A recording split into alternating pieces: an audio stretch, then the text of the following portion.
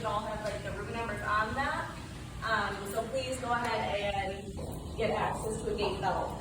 Even if they are super independent and can pop a lock on their own, we never know when they might be feeling off that day and might need just a little extra finger of assistance. So my assistant will put this gate belt on me because we never know.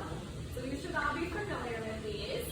The teeth typically go towards the belly button in the front. Doesn't matter which side you put it on, but just so the teeth are facing towards the middle.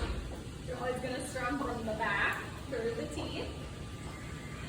Tighten it securely, right? So when you put it on, it should be lower than like the top of your waist.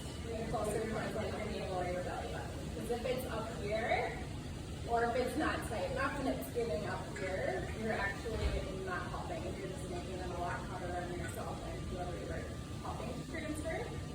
So I realized that when they're sitting, they might tell you like it's a little bit too tight. You can loosen it a little bit, but no matter how tight you put them, they do loosen. So make sure you get them pretty tight. You should only be able to stick 2 fingers under their hair to know that it's tight now. So like right now, let's do basically looking at my whole hand in there. So you have the hands on each other's side, make sure you are using these. I know not all residents or people assisting are fans of them, but it is a safety. Back through the front. And if you have extra, just tuck it in because you don't want it to accidentally get stuck on something. Better safe than sorry. Okay. Does anyone know the first thing that I would tell them to do before we actually do the transfer? Can you sit up straight?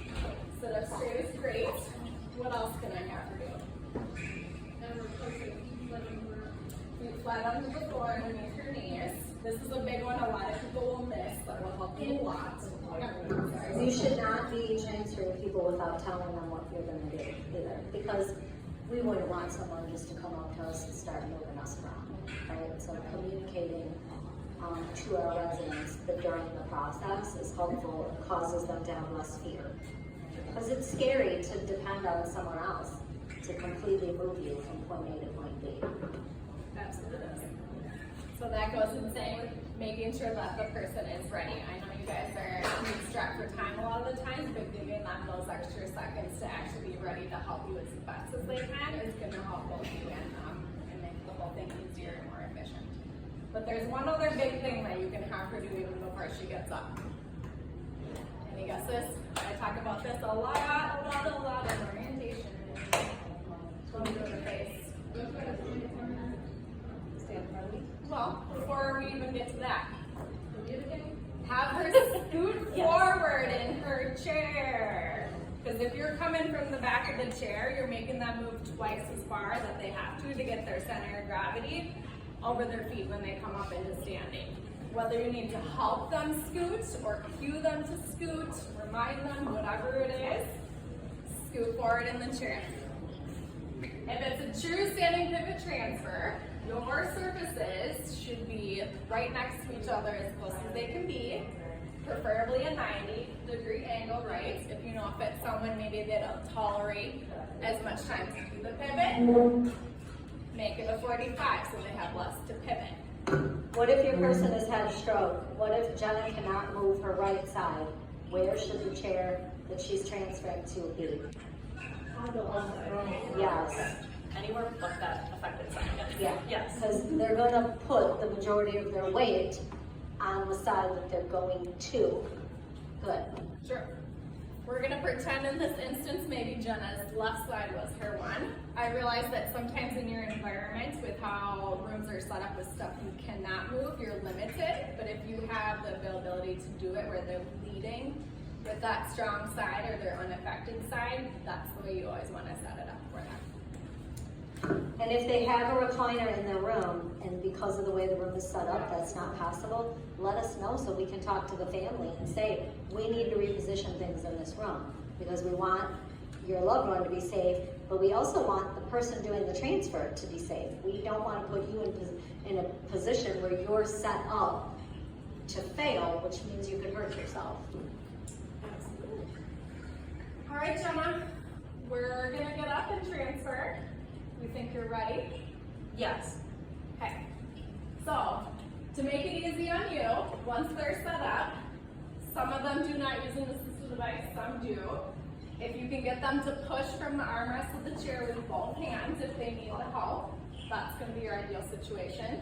If not, one hand up, one hand down. Whatever hand is their stronger hand is going to go down on the chair so they can push. And if they need it, their other hand can go up on the grab bar or whatever assistive device they're using. But you never want to try to have them just put their arms up on the bar or whatever surface it is and just pull.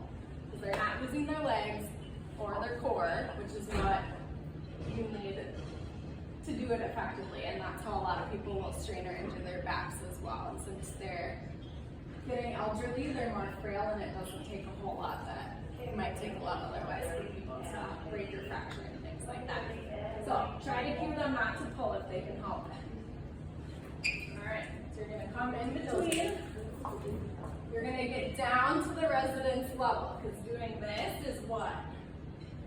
You're lifting with your back then, not your Yeah, legs. so bad body mechanics. So you don't have to do like a full on power squat, but get down to their level. Okay. So always grip the belt coming from underneath. Because if I pull this way, A, it's less efficient because my tiny little finger muscles are not made to have enough strength to pull that way. Also, it strains out your wrist, so make sure you're coming in from the bottom. If you need to count, you can. Sometimes with people, momentum, they like to rely on that. Get them to help as much as they can without that. So if they need to do a couple rocks, you can rock with them or have them count. Either way, make sure they're ready. I'm going to say, Jenna, lean forward over, nose over your toes. You might hear us say a lot. Chest kind of over the thighs is what you're going for. So that's what's going to maximize the power in the legs that you're using. On 3, we're going to stand and you're going to have them come up and forward into you. A lot of people lose their balance backwards as we get older. So making sure they keep themselves forward as they stand will be a big thing. Ready? Yes. All right, 1, 2, 3. Let them do as much as they can before you pull. If I just pull her up from the chair, she's not helping and you're making it a lot harder on you. And it's probably a lot more of assist than they are for what level they're designated as. If they are wobbly and they do not use an assistive device or do not have a grab bar, you can have them put a hand or two on your shoulders if you're not like Superman, or you can even have them grab on your forearms to help stabilize if they are feeling wiggly or having an off day. We're going to pivot to your right, taking steps. Let them lead. Make sure their feet are turning with their body, so they're not doing this, right? Make sure they are close enough to the chair wherever they're going to sit before they sit. If not, make sure you do them backwards. Keep in mind that older adults don't have the same proprioception or ability to sense feelings on their skin.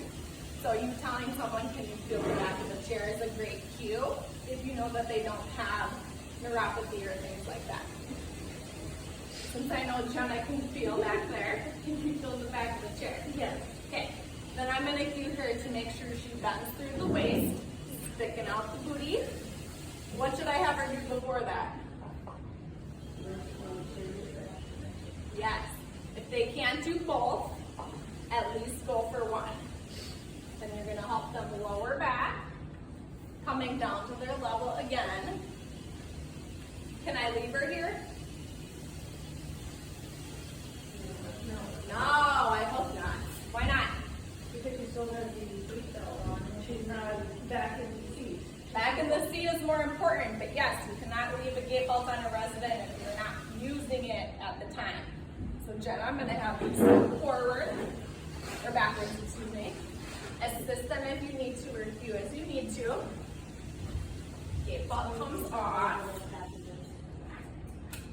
Something else you can watch out for. A lot of times people have leg rests with their wheelchair, right?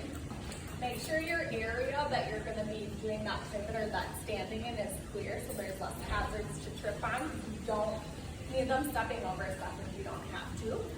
Swing them out of the way or just take them off and then put them back on when you're done.